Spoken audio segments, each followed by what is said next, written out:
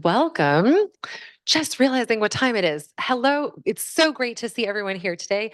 Welcome to this, cold, wet, snowy spring semester. It's wonderful to see all your faces. Thanks for coming out for our first speaker series. We again have 8 speaker series events this semester, and the lineup is amazing. I think it's really a set of very, very interesting events that we're going to have. We've put together for you. People have worked really hard on this, obviously, including this first panel, which I think is going to be fascinating and relevant to so many of us. So, thank you for joining. We look forward to seeing you every week. Tea and coffee always in front. And without further ado, I'll hand it over to Elena, who's going to introduce and moderate the panel. Absolutely. Well, thank you very much. Now, I'm myself very excited to start this speaker series.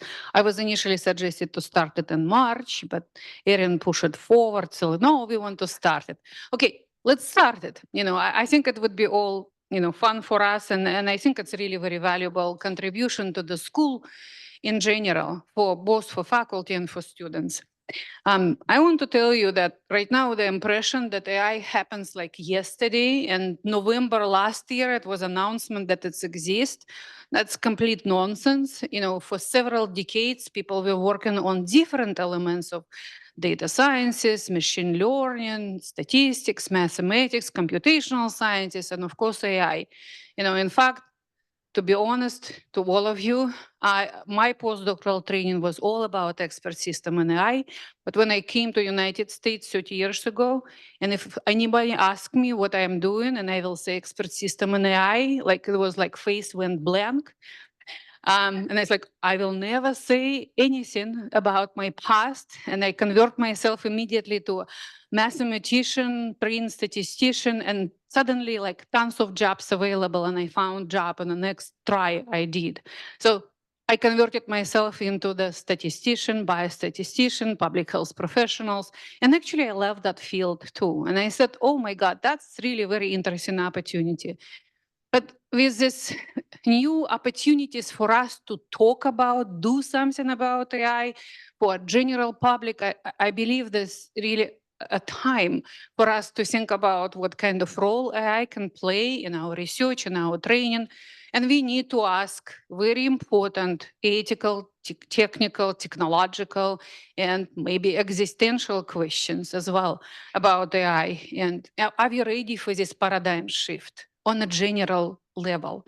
Are we, what we could expect is it would be, we will be running the business as usual with AI. How long time AI will sit on the top of the hype and buzzwords as well, how survivable it is.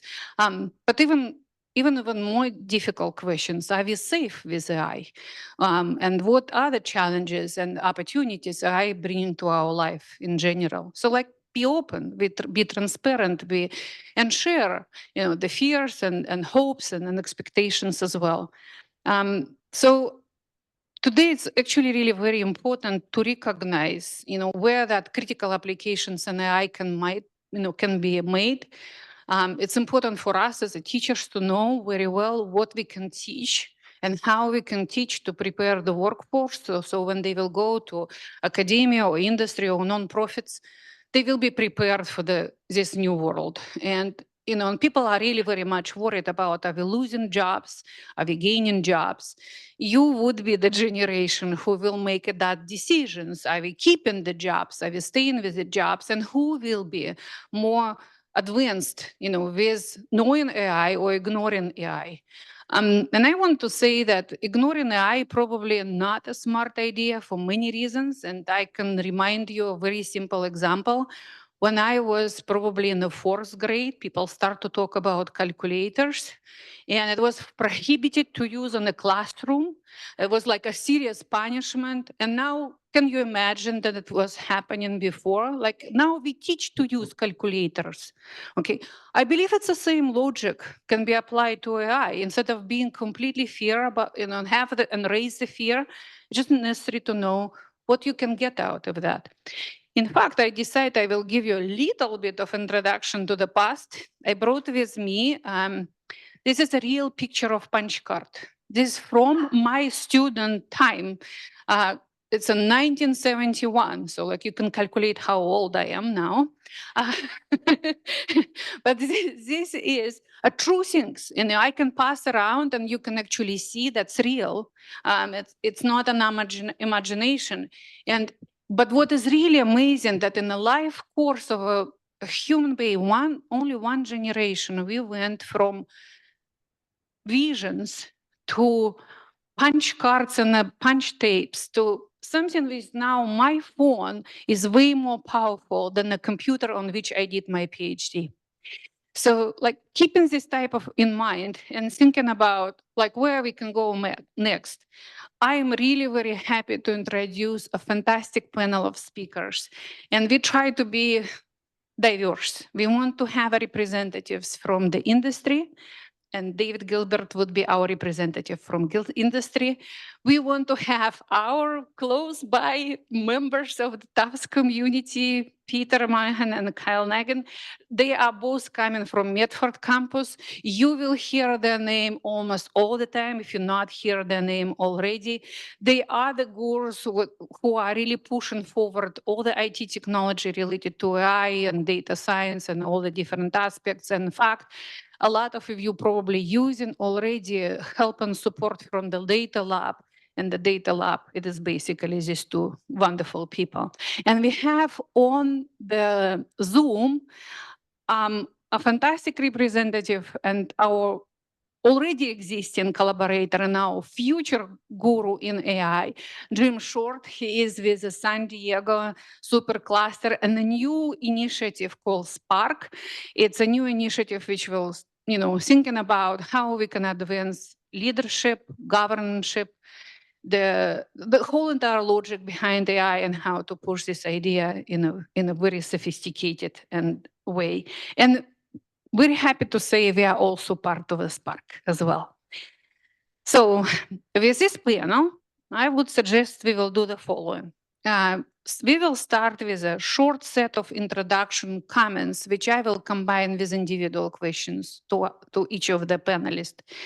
We'll go through that type of introductions for about 45 minutes.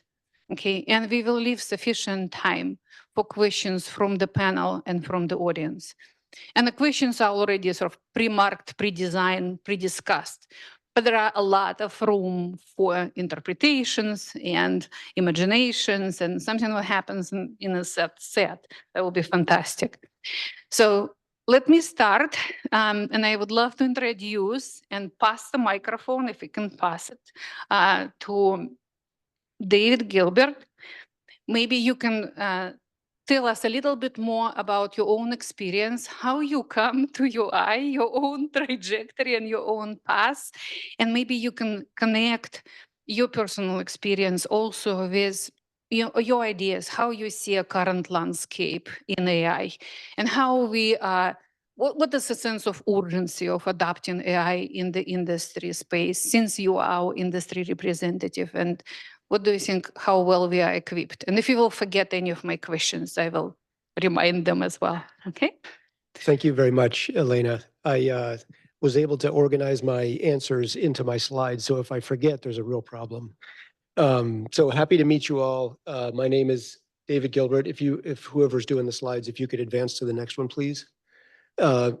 My name is David Gilbert. I'm from the industry, and just a little bit more information. I'm specifically in the animal health, growth, food, nutrition industry. I work currently at a startup. It happens to be my 6th startup. So oh, thank you very much. Thank you.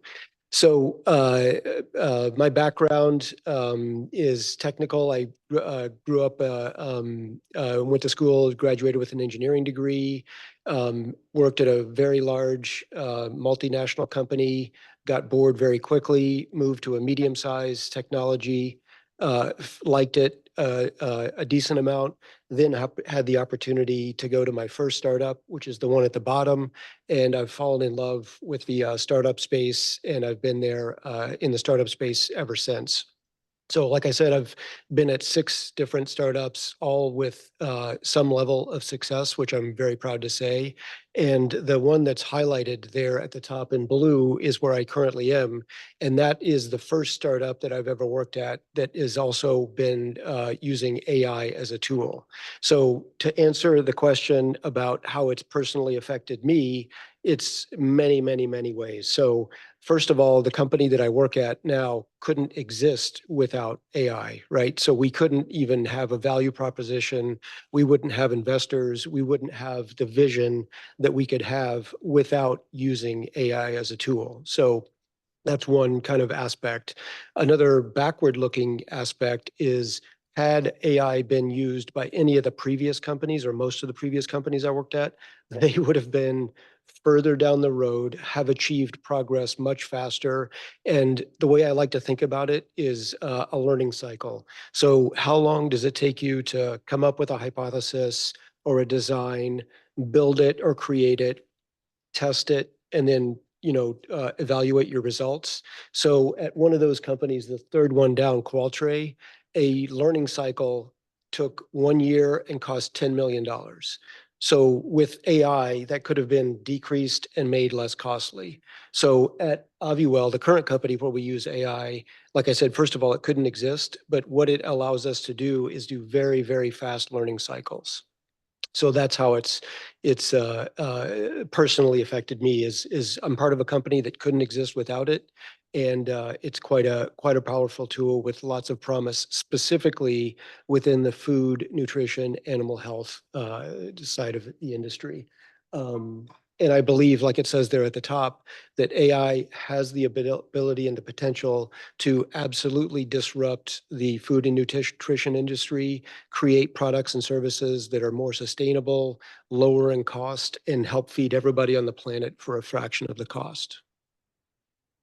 So what are the visions that not only my company, Aviwell, has, but also what are the visions that the food and nutrition and animal health and growth industry kind of envisioning that AI can bring?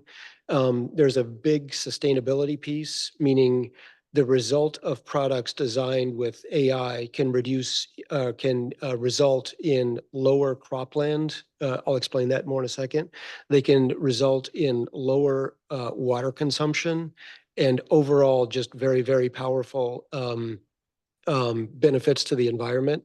They can also reduce or eliminate strategies that have been used to date to grow animals and to feed humans by reducing antibiotics and not relying completely on genetically modified organisms, which I'm not against, but it allows a pathway that's you don't need to go down that pathway, and it allows a solution that is native and natural to animal growth and health. And also reduce mortality and reduce disease as well. So I'll give you just that's a lot of, high level stuff and high level benefits, and I see people nodding their heads, but let me give you a very specific example of how Aviwell, that my company will do this. So we are going to use artificial intelligence to identify direct fed microbials, groups of bacteria that are identified within an animal's gut microbiome. And this plays into the gut-brain axis that was discovered in 2007 or so. So when fed these critical bacteria, animals such as chickens, for example, the ones that you eat, or if you're not a vegetarian, they will consume less feed and grow to the same weight. So it's natural, it's native, meaning the bacteria comes from only the chickens that are themselves, it's already existing in their gut microbiome. There's no additional bacteria being introduced. We're not taking cheese bacteria, we're not taking cow bacteria. But when fed this microbial, they'll grow to the same weight by eating less food, let's say 10%. If they eat less food, that's a 10% cropland savings. And if you think about, or if you look at the whole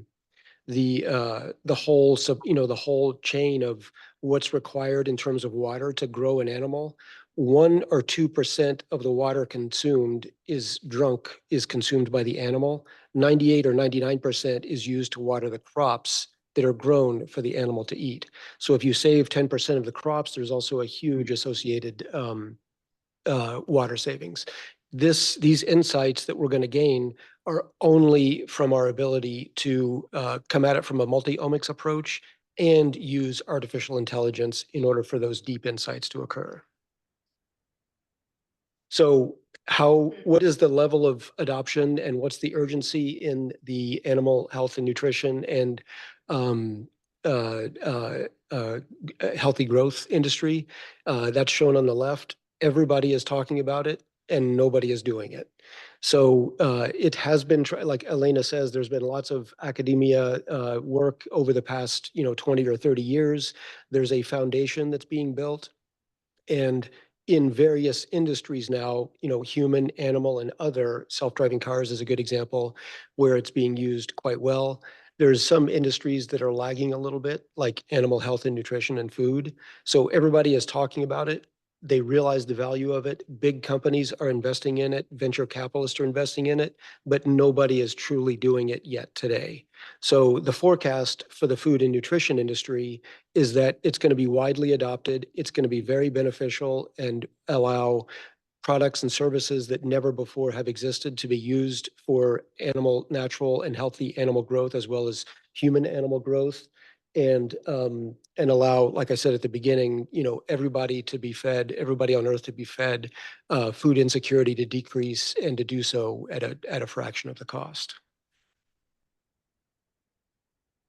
So what are the opportunities? I understand I might be the only industry person here, which I'm happy to be part of this panel. Thanks for inviting me. What are the opportunities where we, industry and academia, can work together? A couple of areas that come to mind that we do this already, and happy to discuss more of these with any of you in the audience or on the panel, is either directed or funded research. So directed is the industry pays the university or the academia to do a specific project. Funded research is you go to the US government, you go to other funding sources. Aviwell happens to be a French company at the moment. The French government and the European government do an excellent job of providing non-dilutive funding. I think the US government could learn quite a bit from how France and the European Union do non-dilutive funding. So that's another opportunity to work together. We're always looking for the best and the brightest people. We have a strong relationship with a math institute in Toulouse, France. That's where our AI ML lead is from. And we're always looking for bright students. So happy to continue talking to anybody in the audience as Aviwell continues to grow up. And one of the biggest things that we found, I'll comment on this for a second, is AI, or the in silico piece, can go very fast, the analysis of data. What takes a long time and what's very valuable is either identifying data sets or creating or buying or deciding at how to look at data sets. So one way that I think industry and academia can collaborate is, how do we identify existing or how do we create new data sets where AI algorithms can be trained and validated before they're used in vivo in real life? So from my company or personally, what are some lessons that we've learned so far in using AI? Every AI technique, and AI, I don't believe, you don't, as you guys know better than I, you don't online order the AI box, take it back to your company, open it up, and then start using it. You have to, AI is a tool that's very industry specific, that's very data specific, and that's very application specific. So AI, in the way that I think about it, could be very different than AI in the way you guys think about it or the way you guys are thinking about it. So one thing we learned is data is key. You need to know what data you need. You need to have the right quality data. You need to have the right lens with which to look at. What I mean by that is to use mono-omics or a multi-omics way to look at the data. And how do you get that data? That's a big lesson we've learned. And also, I'll say, how much data do you need, right? So in order to drive a self-driving car from New York to California, and not have it, be a human interaction, you have to have lots and lots and lots of data. We found in Aviwell, in order to identify the critical set of bacteria in a chicken that can be used to identify, useful insights, it's not nearly the amount of data as driving a self-driving car across the United States. But it is a decent amount of data. In the human world, you need lots and lots of data, and it's really hard to get in the human world. So think a lot. That's one lesson we've learned, is think a lot about what data set you use. Connect with big people. Don't sit in your classroom. Don't sit in your company. Don't sit in your cube. Go out, go to conferences, talk to people just like you're doing here. Ask for ideas. Here's what I'm doing. What am I doing wrong? Collaborate. And at the end of the day, at least in the food and nutrition world, what matters is, does it work in vivo? Does it work in real life? So you can have a beautiful algorithm that tells you awesome things, and if it doesn't work in real life, that's not going to be great in the industrial world. Thank you very much. Appreciate your time and questions. I'd be happy to answer. I guess Elena wants us to hold them to the end, but happy to answer any questions at the end. But it's a pleasure to be here. Thank you.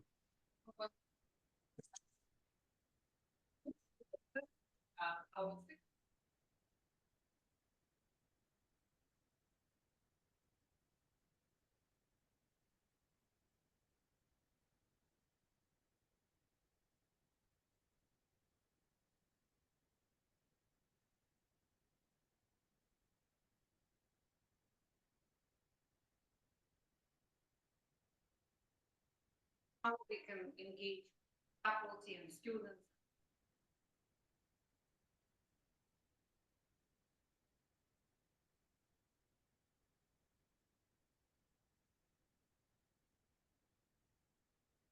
Sure. Thank you, Elena. I'll move this a bit closer. Hi, everyone. If I haven't met you before, I do have some slides on, oh, if I went the right way, that would be a good call. On myself, my name's Kyle Monahan. I'm a manager of data science services and research technology. I've also taught a few classes, and I do want to bring up, I think, how we use AI in the class. And I'm just going to ask everyone, how many people in here have used ChatGPT? A lot, right? Yeah, exactly. Many of us have, some of us haven't. If you haven't, I'll have a link. You can go to it, scan the QR code in this presentation. I'll put it in the chat later, and you can use it today, right? One of the things I want to bring up is that I do use ChatGPT in my class. I enable students to be able to use it. And they use it sometimes to take some text that they've already worked with and modify it and learn from it and have this interaction. So as you were saying, right, one of the benefits of AI, even in teaching, is that idea of iteration that we commonly do, say, in statistical modeling, right? We can move very quickly. But to come back to my background, my overall goal, I do a couple things here at Tufts. My overall goal is always to enable everyone to use data science for whatever their work may be. So you're always welcome to reach out to us if you have any questions on that. If you think about what AI is, and I always have this slide here, which talks about the broad scope of artificial intelligence, which contains both ML and deep learning, right? And in addition, you might say, oh, I'm a data scientist, right? That's what I just said. I work in data science. What do? I do those things, right? And if you haven't used ChatGPT, right up there on the screen, you'll see a screenshot of ChatGPT. And what I've asked it to do is I said, hey, could you please give me the most popular nutrition research areas that I should consider for my talk? I said, oh, I might as well ask it, see what it says, right? And it told me I should consider plant-based diets, the gut microbiome and health, and personalized nutrition, right? So for me, as someone who may not have read, of course, I've worked with some of you, so I have some idea of what we might be working on here. But if I didn't, this is a great resource to get started thinking about this. Now, do I want to cite this and put this into a paper that I'm submitting for peer review? Probably not, right?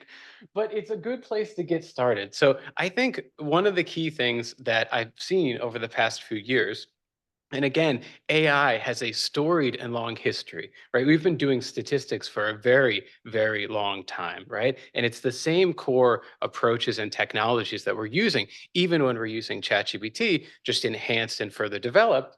But at the same time, the barrier is much lower. So I encourage you to try out some of these technologies. I'll show you a few examples of opportunities where we've used types of AI.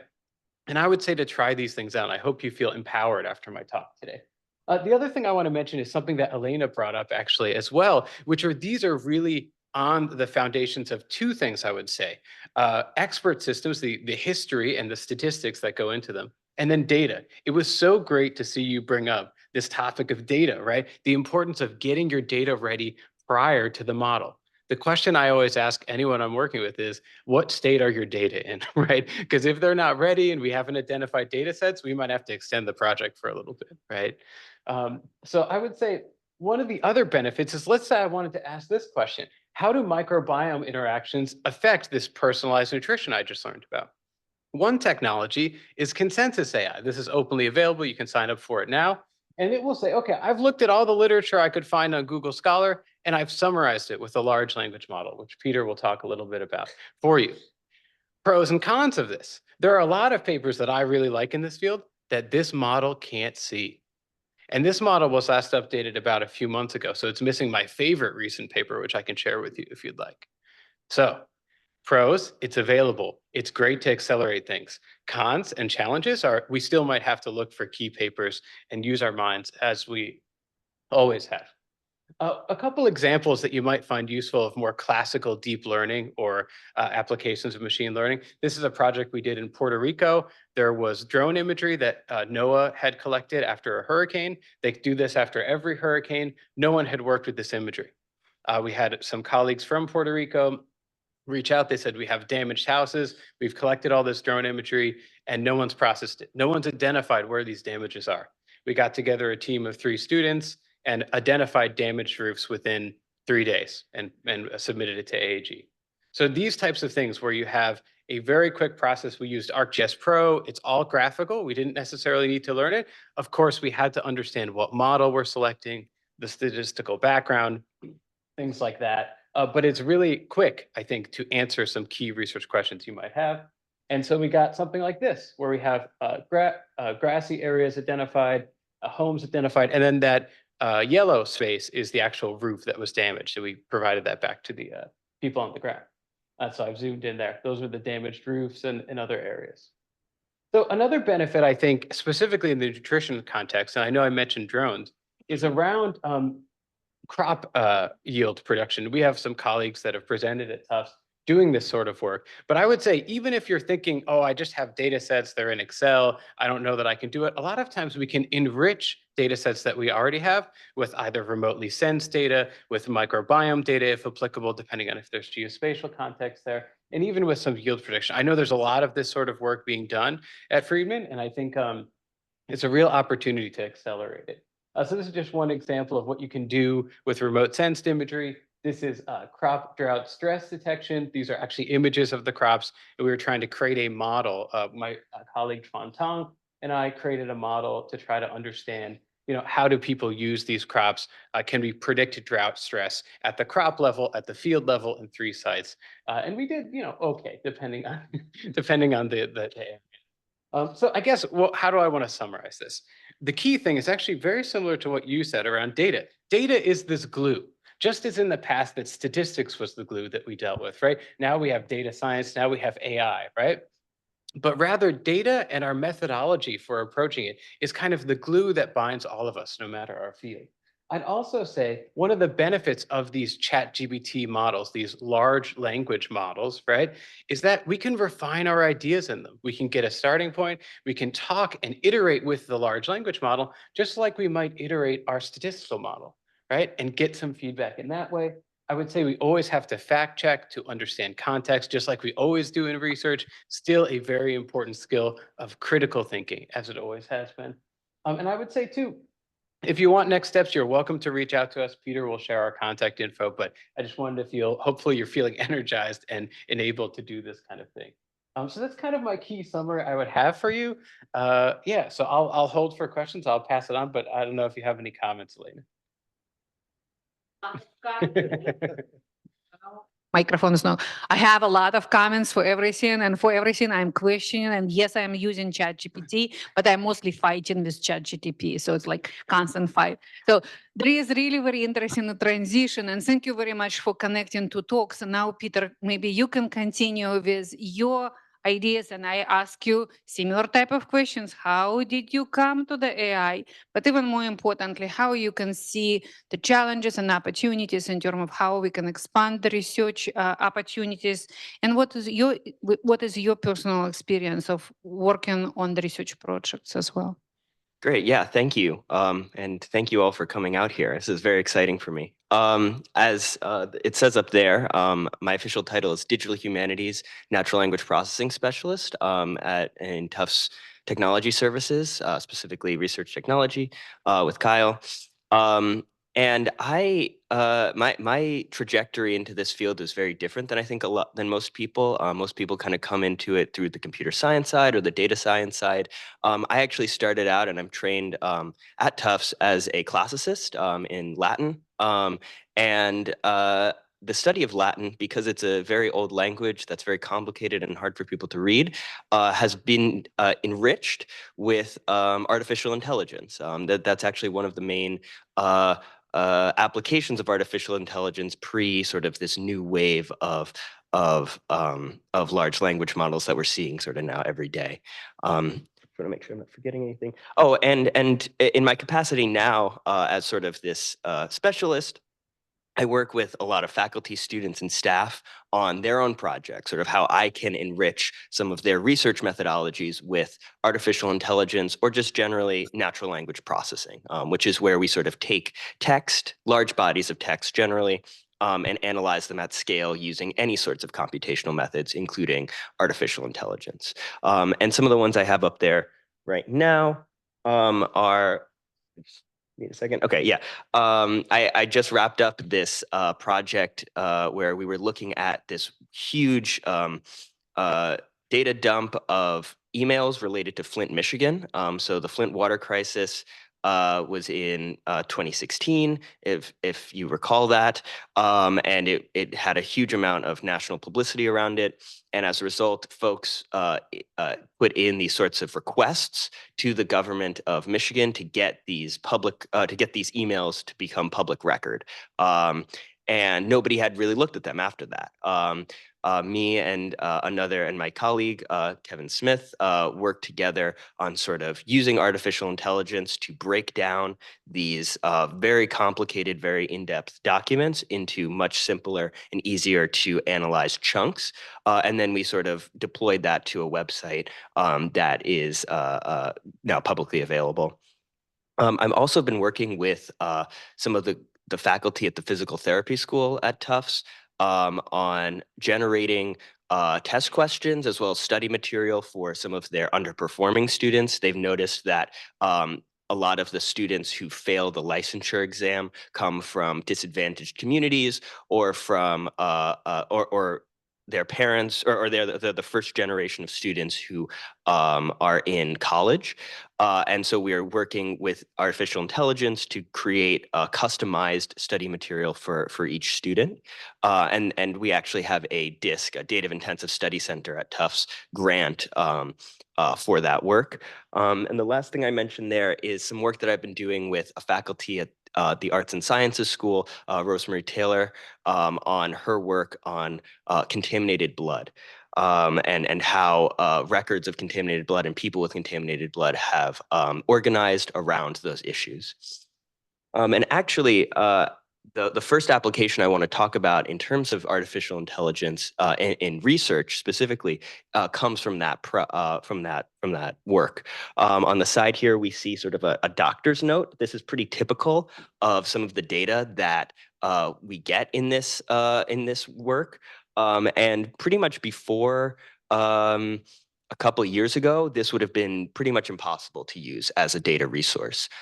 Within the past 5 to 6 years, it has become an invaluable source for how we are understanding this particular resource.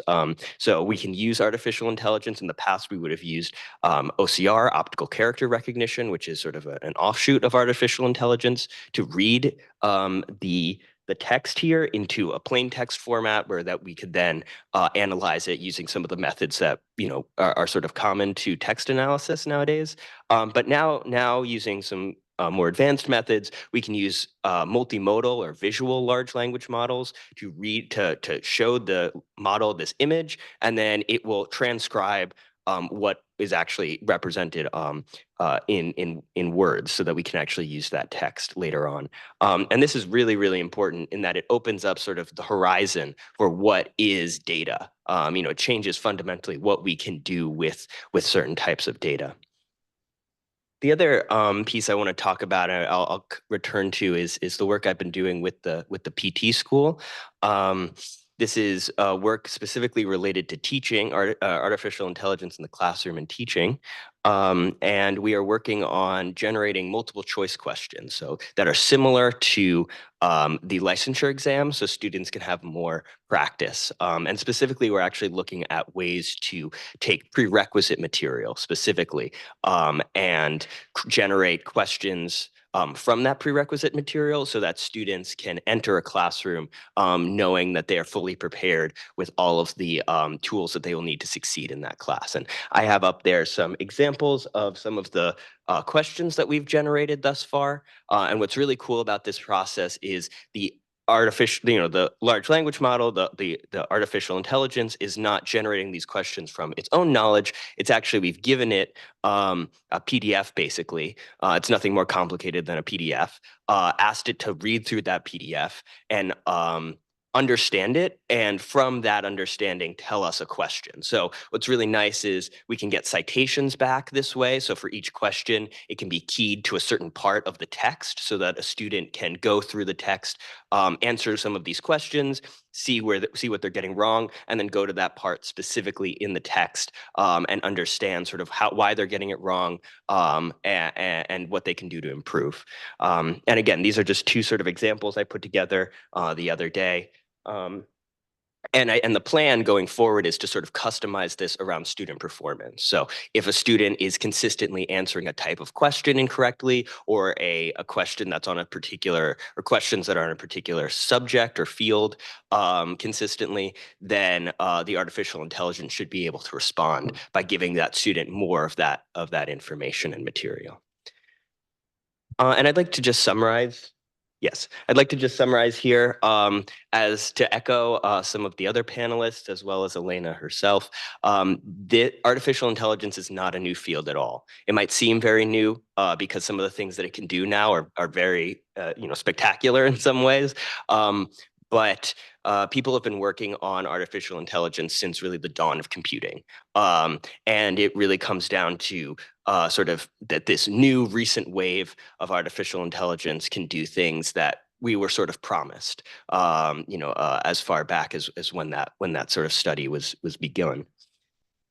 And to sort of summarize my two takeaways from this is that in research, we no longer need to be afraid of unstructured data, of a person who wrote down some note, threw it away, forgot about it, and then we find it later on. We don't need to be worried about things like that anymore. We don't need to be afraid of handwritten text. We don't need to be afraid of unstructured text. These are all things that we can now deal with at scale because of some of the recent advances in artificial intelligence. And in terms of teaching, if you're a teacher, if you're entering a classroom and you don't know what to expect, in terms of artificial intelligence, the best thing that you can do is not be afraid, is to come to that with an open mind and understand that to a certain extent, whether or not this is the future or not, you have to sort of understand what it is and contend with it, and use the critical thinking skills that you've developed through your whole life to understand this, not as some magical, newfangled tool, but rather as a logical outcome of the scientific process that has led us to this point. And so I just want to offer sort of for faculty or staff in the room to join the monthly DISC meetings that I've been running that have been sort of an offshoot of that PT work that I mentioned. If you're interested in that, please let me know.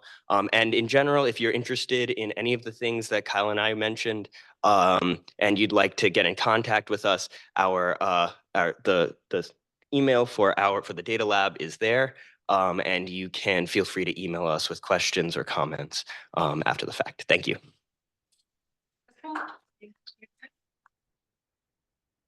Okay, we are coming to our last but not the least panelist, James Short. James, I would love you to talk about, of course, your experience and very rich experience on the many different fronts, including the fact that you was establishing multiple multiple approaches in terms of building the infrastructure in San Diego and before San Diego and many other places.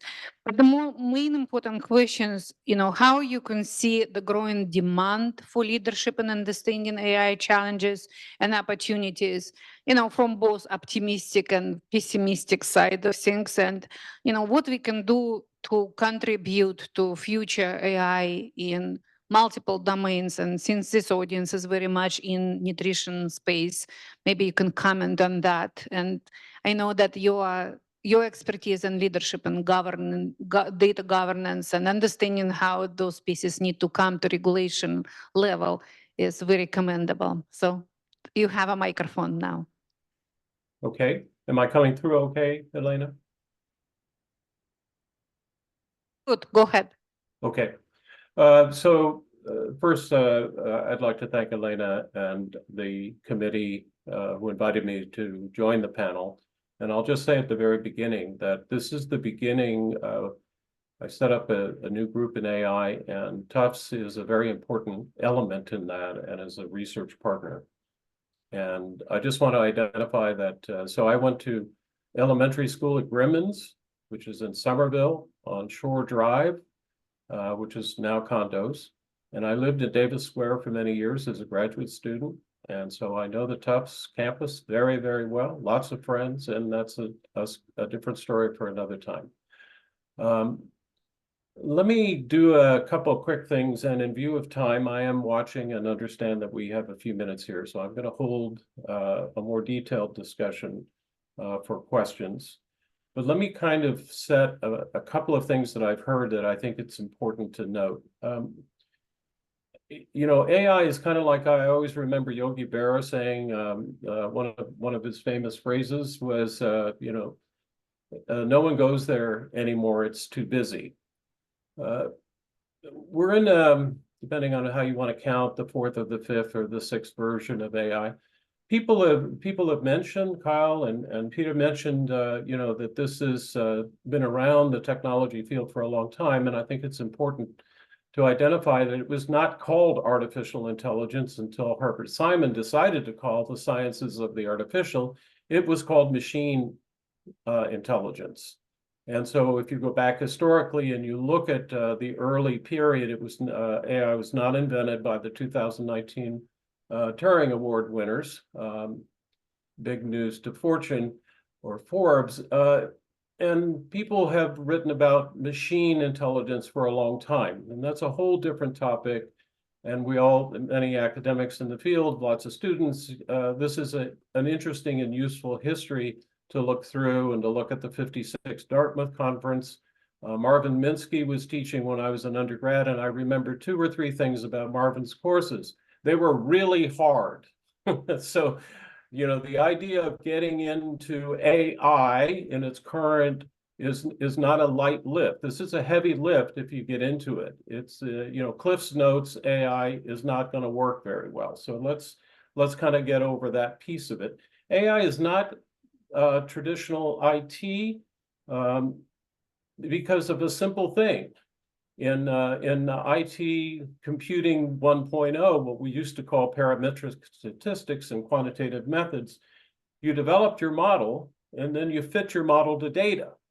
And as Kyle mentioned and others, we have kind of reversed that in version 2.0, which is that you worry about your data and then you allow an algorithm to select the algorithm that you use to analyze it. That's a very different logic, and it's very important not to mix up the two. One is a parametric-based approach, the other is a non-parametric-based approach. We used to call that exploratory data analysis, and we used to call that a discovery tool. Very important because we have all these offshoots. knowledge graphs, visualization, spatial temporal data analysis, so forth and so on. It's important to get the classifications of what these things are in your mind before you run amok in R. It's also useful, I find it useful to distinguish between what I call vertical, which is foundational activity, and horizontal, which is application development. The foundations of the current versions of AI are still being developed. If you look at the MacArthur Foundation Award winners, they're all working on various math associated with the underlying mathematics, which, by the way, is not worked out. We could talk a lot about that, but it's in the process of being worked out. So Nina Vogel, who is a mathematician at the University of Chicago, just got a MacArthur grant to work on the mathematics of data. So that's another point. The other, as a definitional area, it's very useful to distinguish between AI as augmentation of things that we already do, replacement of things that we do, which is something new, which is the discovery part, or autonomous activity, which was mentioned as robotics. So those are very different elements here. What we do that is augmented, we've always done with technology. What we've done with respect to new technologies that introduce new things, we've always done. The level of automation that we're talking about, we've also done. There's books and books and books for those who are very familiar with the innovation literature on autonomous activity. But we don't have a lot of models for how to govern that or how we're actually going to identify the specific opportunity spaces for autonomous activity as opposed to just augmentation. The last thing I would want to say quickly, because I'm trying to work with time here, this is not our first rodeo. I was a graduate student, and Elena said eloquently at the very beginning, I got my PhD in the early 80s when Kendall Square was called AI Alley, and all the computer companies that my students don't know about right now, Digital Equipment Corporation, Lotus, Borland had an AI product, Symbolics, Thinking Machines, we used to call it knowledge engineering. There was an AI winter because those companies, Symbolics and so forth, they cratered. And there's a lot of different reasons. So there have been commercialization attempts at this.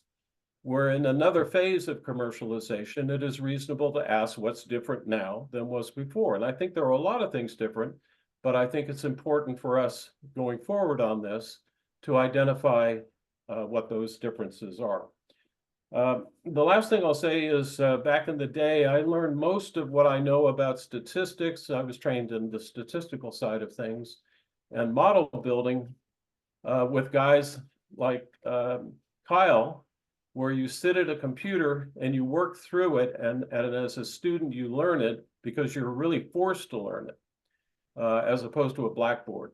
So I think I really enjoy the fact that in this first seminar series, we've included the guys that actually are training us in the use of this stuff at the level of the computational machine that we have to use, spending the time to instruct us. The guy, I'll just say, was John Maglio, and John was at MIT for a long time and knew what he was doing on computational. So I think with that, the last thing I'll say is, I think this is a complicated area, and we're at a new period of discovery about how to leverage it. And I look forward to it, and I'm excited about the opportunity to work with Tufts.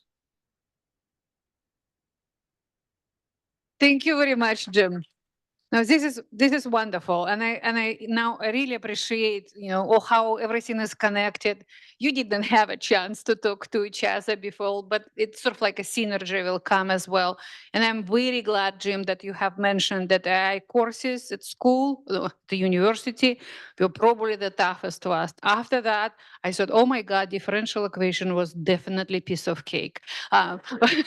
So that brings really very good memories. And what I appreciate very much, what happens in the last couple of decades, we learn how to teach complicated topics. That's really very big deal. And like what before, total, or it's impossible even to go through this course.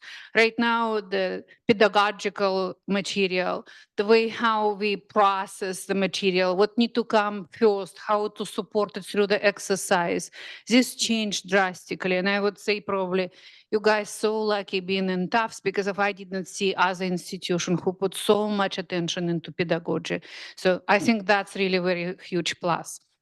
So now we are moving to the next stage of our panel discussion. We have a few minutes left for our closing remarks before we'll open the panel for the questions, both from the in-person audience and people who are on Zoom. And I ask every single participant to give 2 pieces of advice or key points for you to remember. So everyone prepare their 2 key points, and we will go with these 2 key points. Just only give us your most important takeaways. And we will start, David, with you and move in the same sequence. Thank you. So my 2 takeaways, number 1 are going back to my point about how you don't open a box of AI and use it. Think about what AI means to you. It could mean 3 different things. It's like a tool that you use as an individual to learn faster, like the LLM example or the ChatGPT example. That's one instantiation. Another is how might you use it at the company you work at or at the university you work at. And then the third example is how do you use it when it touches you in real life? If you're driving an autonomous car, if you're doing other, so there's 3 different ways. So AI is not AI. AI is a very personal, individual use, company use, consumer use thing, and you can think about it that way. That's takeaway number 1. Takeaway number 2, I'll just reiterate what I said about data. Data, if you're gonna use AI as a tool, you really have to think about how much data do I need? How many lenses with which do I have to look at the data? Because that informs your AI strategy, in my opinion, at the company level, more than anything else. So think about AI not as a monolithic thing. It's chunks is an individual thing. It's a company thing. It's a consumer thing. And also think really long and hard about the data that you will use or have available or need to get. Thanks. I'll echo some of those comments. I think I want to speak to students in the room, and I would say to find your affinity. So AI is huge, right? It's a huge space. There's many tools, right? Even within just machine learning, there are many ways you can apply it, right?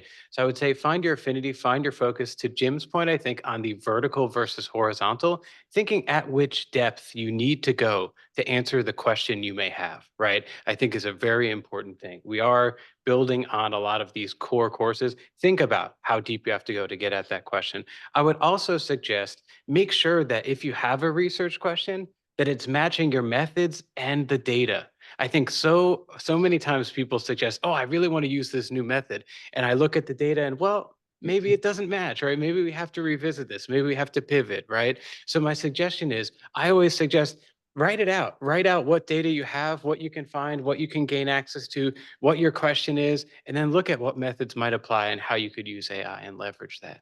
So those would be my 2 suggestions. Come back to the data, connect it to the methods, and iterate from there. And you can do it. That's my final one. 3. I really appreciate all of the comments thus far, and I'll just mention in terms of data. I also want to sort of draw people's attention to that, but I think it comes down to critically thinking about your data, but also not precluding data sources that you might think might be too difficult. There's a lot of off-the-shelf AI tools that now exist that can transform certain types of data into much more easily ingestible other types of data. So don't be afraid. So, consider a lot of other things as data. Be creative when you're thinking about data, because there's a lot that is, just in the world existing, now that you can turn into usable data for any project that you're thinking of, and especially when it comes to sort of unstructured or textual data. The other thing I just want to mention as far as a takeaway is don't be afraid of being of not knowing something. Like as we heard, AI can be really, really challenging. But at the same time, there's a lot of resources, both in terms of Tufts, but also outside of Tufts, that can help you get started. And it's all about being on a journey towards AI. I don't think anyone thinks that there's sort of a last step in that AI learning, and then you are just a master of everything. You have to kind of go through this journey, and there's no sort of end place. You kind of are on this, quest, I suppose, with no end there. So I would say don't be afraid of that. Try to embrace that, because the longer and longer you won't embrace it, the harder and harder it will be to understand how the world will change as a result of these technologies. So thank you. Jim, it's your turn. So I would restrict it down to two things. One is just to reiterate, I think particularly for the researchers and the students in the room, you've got to get your foundational knowledge in place for this. You can't just run laterally and expect that you're going to be able to produce these discovery activities without some foundational knowledge. So you have to take that seriously. And I think that there's a history there. It's important to know it.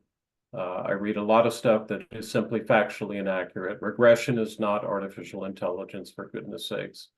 And being able to call lots of APIs and sort of produce visual graph, spatial imagery analysis, and so forth and so on. When you get into it in the detailed way around commercializing this activity and using this activity to produce industry or academic, it's a heavy lift. So I agree, you got to go through a learning and you shouldn't be scared of it, but you should also be realistic in what it takes to get into this field. I also think at the more philosophical level, I think it's important to realize that most AI we're not going to see. If you look at AI, there's the lateral development, which is going to be on public-facing activities. We're going to have a lot of debate in the public setting about what's good AI and what's bad AI and all that kind of stuff. That's the public-facing activity where we're going to have a lot of discourse. Most AI is proprietary. It's going to be accessed through cloud providers who are not transparent about what these models are. There's going to be variations of big LLM-based AI, and there's going to be small, specific platform services. All of this is going to be a complex environment to navigate and to understand the applicable use as a research tool. And I think the point was made that it's a case by case. I agree, but there's also the issue of what kind of leverage of experience from one case to another case is going to be important. And I think that that's an element that has to be understood. And as we select the use cases in nutrition sciences and medicine and so forth and so on, the selection of the use cases is very, very important to try to sustain some sort of sustainable learning. That was a problem in the expert systems world. And I think it's a potential issue now in this even more laterally defined artificial intelligence world. Thank you very much, Jim. And my one or two pieces to add to that, I would say be skeptical. Use your critical thinking all the way. Working with epidemiologists for a very long time, I know the data which come from field could be very dirty, and you need to clean and verify and validate. And the stages of verification and validations are so important because of you need to be unsure where the data coming from, how they were collected, how they could be used, how they could be interpreted. And AI cannot make those judgments on its own. That's all for human, especially for those researchers who collect the data.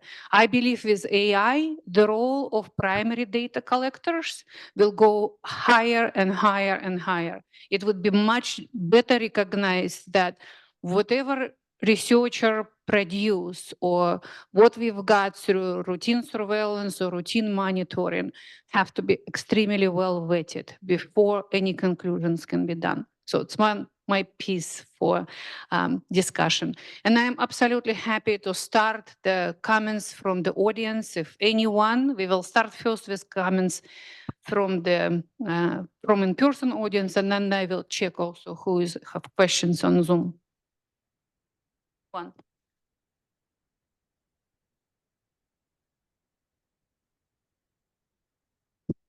Thank you. Thank you. I really appreciate everyone's insights. As a student, one night suddenly find AI has synesthesia, which is kind of see the text strongly, AI can generate the image and have a sense of it, like link different area. And I create a taste AI. I want to, because AI now have vision, have text input, and can speak, but not have taste. As a nutrition student, I want it to have taste. So I create taste AI. And, but I want to push it to industrial. So I go to a restaurant and the restaurant kick me out. And I talk with my registered dietitian, they're not happy with me. So I have an industrial question, how to make the AI to find the angle to go to the industrial. Thank you. So not in the taste sense, but that's exactly what the company I do is trying to do. So how do we use AI to create products and services to help animals grow better? That's one example. I'll give you another example of a company that is in the same nutrition space. They don't work from a taste perspective. They work from an olfactory perspective. So they try to use data, AI to identify what odors or what smells help humans or animals eat more nutritional foods. So there's many, many, many examples of how AI can be used to help the food industry, the nutrition industry. So if you want to, work at a company or especially at a startup, and you heard, like you just gave an example, you took your idea to a restaurant and they said no, be prepared to hear no about 98 more times before you hear a yes. So keep trying, keep doing what you're doing. So there's space out there for you to accomplish your goals. Yeah, I just want to build on that really quickly. Excellent question. Thank you for those comments. I think, getting that no and then thinking about where can I pivot? What are the pain points of that restaurant, right? Is it the smell? Is there a great dish that has such a strong smell and they would love to quantify that smell, right? So I think we got to ask our potential clients or customers, like, what is that pain point? How are we solving that? And then bring that back to a deep understanding of the AI model we're using. If it's not producing something on the back end that's good, why? Can we look at validity? Can we look at what data we're putting in there, how we're intaking that data? Is there an easier data source we can use for our clients, right? So I would think through all of those questions kind of while you do that. And just I don't know how much time we have per question, but an idea for you is, and I don't know your whole story, but you said you went into a restaurant with an idea. Maybe you prototype your idea on friends and family or your other students first, and then you go to the restaurant and you say, I have something that I've proven that works. Would you like to work with me? That's an idea for you. Great point. I just learned a bad news that actually we have to finish the conversation because of they're kicking us from the room. But what I would suggest, we will take the questions from the chat. I will ask questions if you have any questions. What we will do, we will collect the questions, we will respond to questions, and we plan to collect our comments for today and prepared something that everyone can read in Tufts now or in our whatever pages of web pages of the Friedman School. So you will have a chance to get really very interesting responses from the whole entire panel. Okay? Sure. But if you aren't on Zoom, we can send. yeah, send me questions, absolutely. And Zoom, we will collect your questions and we will respond to that as well. And now I want to thank you all the speakers. Thank you very much. Thank you, Jim. Thank you, audience on the Zoom. Thank you, audience in the room. Thank you very much.